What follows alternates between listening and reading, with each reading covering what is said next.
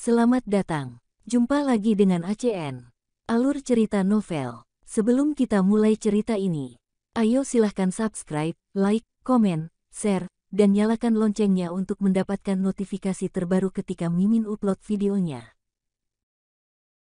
Perintah Kaisar Naga. Bab 3483-3485.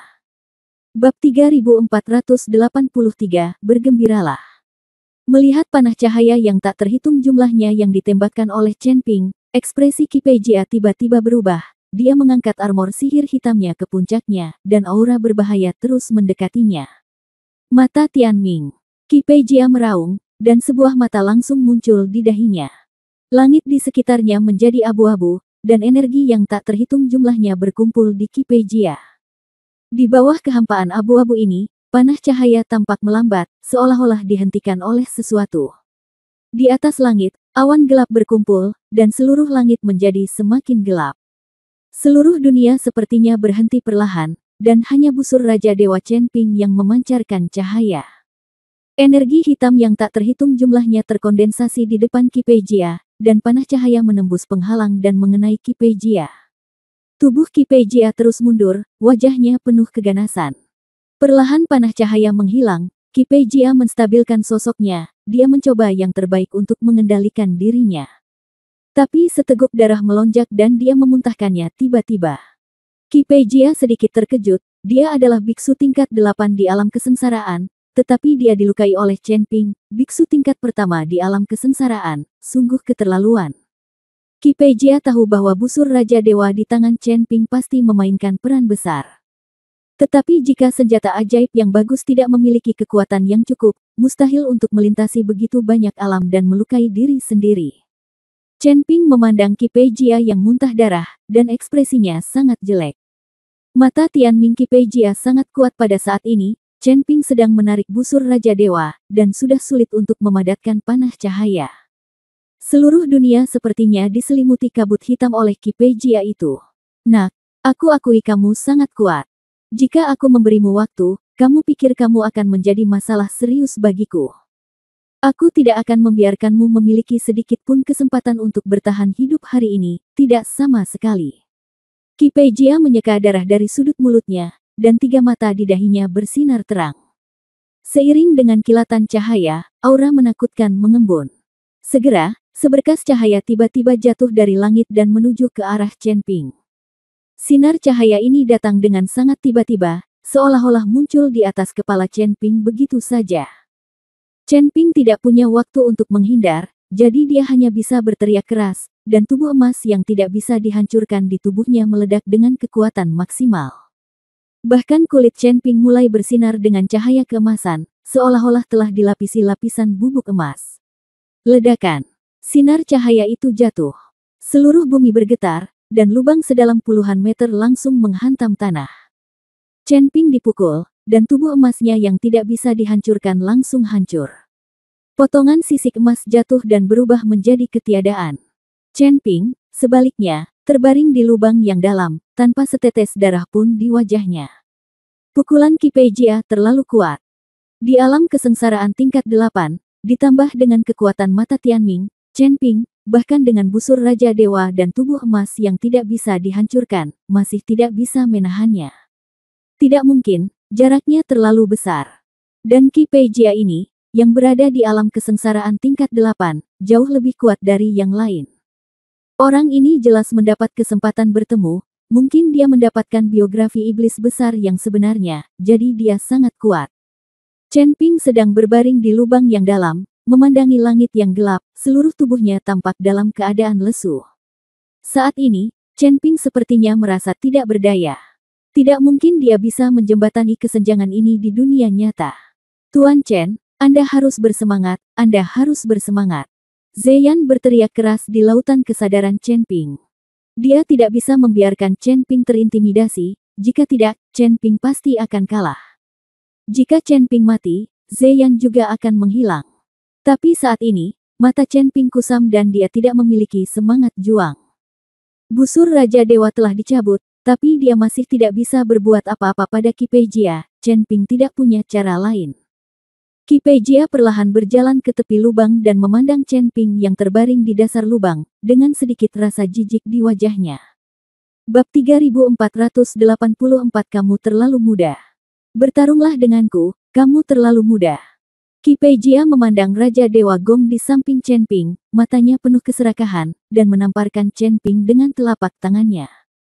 Jika Chen Ping meninggal, maka semua harta di tubuh Chen Ping akan menjadi miliknya. Telapak tangan Qi Peijia sangat biasa saja, karena dengan situasi Chen Ping saat ini, dia dapat mengirim Chen Ping menemui Raja Neraka hanya dengan satu telapak tangan. Tapi saat Qi Peijia menepuk telapak tangannya, Chen Ping tiba-tiba bersinar terang. Kemudian raungan yang memekakkan telinga bergema di seluruh medan perang para dewa dan iblis. Raungan keras ini langsung menghancurkan telapak tangan Qi Peijia. Qi Peijia yang tidak siap terpesona oleh gelombang suara yang besar. Binatang penelan langit berdiri di atas Chen Ping dan melangkah maju untuk menjilat wajah Chen Ping. Binatang penelan langit seukuran telapak tangan itu baru saja meledak dengan kekuatan seperti itu dengan aumannya. Chen Ping merasakan nafas binatang penelan langit, matanya berangsur-angsur berubah warna, dan dia perlahan naik dari dasar lubang. Melihat Chen Ping bangun, binatang penelan langit tampak sangat bahagia. Setelah memutar bahu Chen Ping 2 kali, ia melompat dan melesat ke udara seperti meteor. Kemudian binatang penelan langit membuka mulutnya, dan setengah dari kabut hitam tak berujung dihisap oleh binatang penelan langit. Qi Peijia memandangi binatang seukuran telapak tangan yang menelan langit di udara, dengan kebingungan dan keraguan di matanya. Dia tidak tahu monster macam apa itu. Ukurannya sangat kecil dan bisa mengeluarkan aura yang begitu menakutkan. Ia juga bisa menelan kabut hitam yang dipancarkan matanya sendiri. Chen Ping terkejut ketika dia melihat binatang yang menelan langit itu. Dia mengira makhluk kecil ini terlalu kecil dan tidak bisa berbuat apa-apa. Dia tidak menyangka makhluk sekecil itu bisa menjadi begitu kuat. Setelah binatang penelan langit menelan setengah dari kabut hitam dalam satu tegukan, ia jatuh dari udara. Chen Ping mengulurkan tangan untuk menangkapnya dan menemukan bahwa perut binatang penelan langit itu membuncit. Dan si kecil terus bersendawa, seolah-olah dia sedikit kelelahan. Melihat penampilan lucu dari binatang kecil yang sedang menelan, Chen Ping menyadari bahwa dia semakin menyukainya. Tepat ketika Chen Ping ingin binatang yang menelan langit membantunya bertarung dengan Qi Peijia, binatang yang menelan langit itu tiba-tiba melintas, berlari ke dalam cincin penyimpanan Chen Ping, dan tertidur. Ketika Chen Ping melihat ini, dia terdiam beberapa saat. Orang kecil ini pasti jahat sekarang dan berlari keluar untuk makan. Sekarang binatang yang menelan langit ini tidak hanya dapat menelan energi abadi, tetapi juga kabut hitam dari klan iblis. Hal ini mengejutkan Chen Ping. Dalam hal ini, Chen Ping tidak perlu mencari energi abadi untuk binatang yang menelan langit. Saat ini, Qi Peijia menatap Chen Ping dengan kaget. Dia tidak mengerti bagaimana Chen Ping bisa memiliki monster yang begitu kuat dan menjadi begitu kecil. Karena Qi Peijia tidak tahu monster apa itu, dia tidak berani menyerang dengan gegabah. Chen Ping tidak mendapat bantuan dari binatang penelan langit, dan dia tidak berani mengambil tindakan gegabah, jadi keduanya berhadapan. Tepat ketika kedua orang itu saling berhadapan, ratusan mil jauhnya dari mereka, Raja Singa mengerutkan kening dan berkata dengan penuh semangat, "Busur Raja Dewa, nafas busur Raja Dewa telah muncul lagi." Setelah mengatakan itu, Raja Singa dengan cepat berlari menuju tempat Chen Ping dan Qi Peijia berada. Raja Kera, Raja Iblis berwajah seribu, dan Raja Macan Tutul mengikuti dari belakang. Bagi mereka, busur Raja Dewa dianggap sebagai senjata ajaib terbaik, dan siapa yang tidak ingin mendapatkannya. Pada saat yang sama, setelah Huo Feng dan Bai Qian membawa pergi beberapa anggota keluarga Seng, mereka menemukan bahwa Chen Ping sudah lama tidak mengejarnya, dan mereka juga merasakan aura menakutkan yang dipancarkan oleh Qi Peijia. Untuk menghibur Chen Ping, keduanya memutuskan untuk kembali. Untuk sesaat, Lion King dan yang lainnya menuju ke tempat di mana Chen Ping dan Qi Peijia bertarung. Huo Feng dan Bai Qian juga bergegas ke sana. "Wah, sepertinya aku masih meremehkanmu. Kamu memiliki lebih banyak harta daripada yang kukira." Qi Peijia akhirnya berbicara, lalu meraihnya dengan santai. Satu-satunya kabut hitam yang tersisa di langit ditangkap oleh Qi Peijia dan diubah menjadi pedang. Qi Peijia memanfaatkan situasi ini dan menebas ke arah Chen Ping, dan cahaya pedang yang terang muncul. Bab 3485, melindungi Anda. Mati. Cahaya dingin melintas di mata Ki Pei Jia, dan cahaya pedang tiba-tiba muncul. Cahaya pedang ini panjangnya lebih dari 10 kaki, dan kemanapun energi pedang lewat, ruang itu langsung runtuh. Chen Ping melihat energi pedang ini, ekspresinya sangat jelek. Pada saat ini, tubuh emasnya yang tidak bisa dihancurkan telah hancur dan tubuhnya terluka, dia mungkin tidak dapat menahan pedang ini. Jika binatang yang menelan langit itu bisa keluar dan membantu, Chen Ping mungkin masih bisa melawan. Tapi binatang yang menelan langit itu tertidur lelap dan sepertinya tidak peduli dengan hidup atau mati Chen Ping. Chen Ping tidak punya pilihan selain menarik busur Raja Dewa lagi, karena tanpa halangan kabut hitam, ketika busur Raja Dewa ditarik, titik cahaya yang tak terhitung jumlahnya langsung datang dari segala arah, dan kemudian mengembun menjadi panah cahaya. Tapi sebelum Chen Ping bisa menembakkan panah ringan itu, dia menyadari 4 aura menakutkan datang dari belakangnya dalam sekejap. Segera setelah itu, 4 aura bertabrakan dengan energi pedang Ki Pei Jia secara instan. Ledakan. Setelah suara keras, warna langit dan bumi berubah seketika, dan pepohonan di sekitar ratusan mil menjadi abu. Ki Pei Jia mengerutkan kening dan mundur 3 langkah. 4 sosok mendekat dari jauh dan mendarat di samping Chen Ping, mereka adalah 4 Raja Singa. Wajah Ki Pei Jia terlihat sangat jelek saat melihat Lion King dan yang lainnya muncul. Namun, setelah keempat Raja Singa bersama-sama memblokir serangan Ki Pei Jia, mereka tidak mengambil tindakan, mereka bahkan tidak melihat ke arah Ki Pei Jia, melainkan menatap busur Raja Dewa di tangan Chen Ping.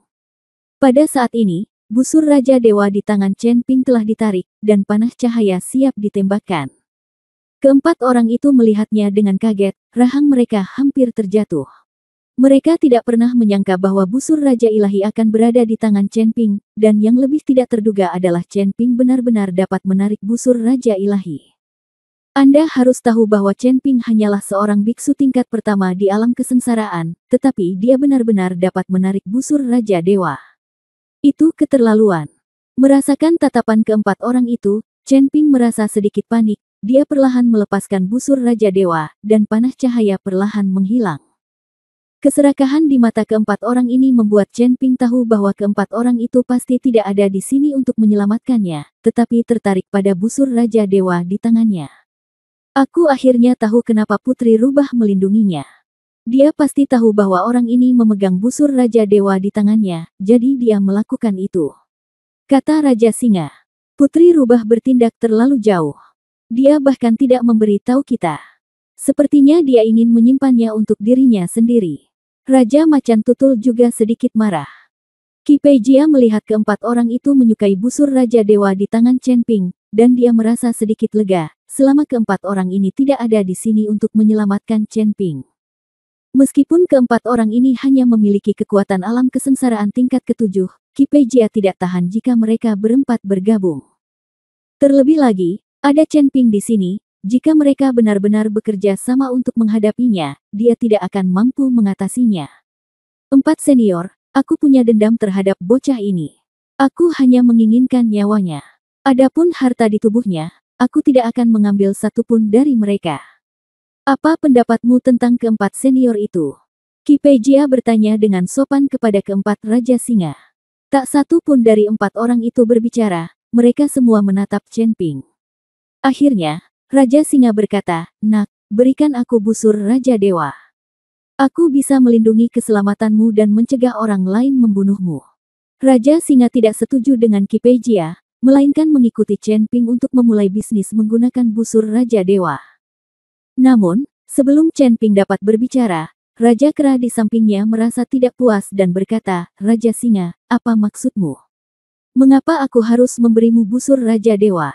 Dan bisakah kamu melindungi keselamatannya sendiri? Kamu hanya berada di alam kesengsaraan tingkat ke-7, dan orang yang menginginkan nyawanya berada di alam kesengsaraan tingkat 8. Kecuali kita bergabung, siapa yang bisa menyelamatkannya?" Perkataan Raja Kera membuat Raja Singa merasa malu. Jika orang lain tidak membantu, tentu dia tidak akan bisa menghentikan Ki Pei Jia membunuh Chen Ping. Namun, Raja Singa hanya menginginkan busur Raja Dewa, sedangkan untuk melindungi Chen Ping, dia hanya mengatakannya dengan santai, dan dia tidak akan melakukannya.